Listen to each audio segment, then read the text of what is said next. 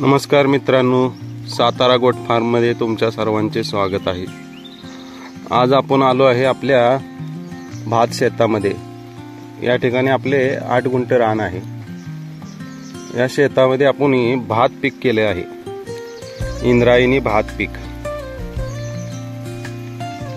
कसं आहे आपलं पीक?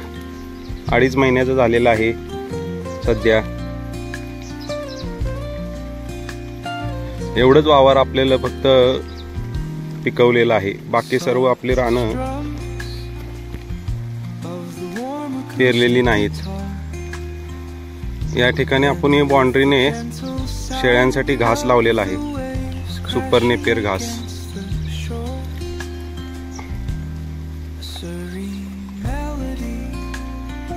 या साईडचा आपण कट केलेला आहे।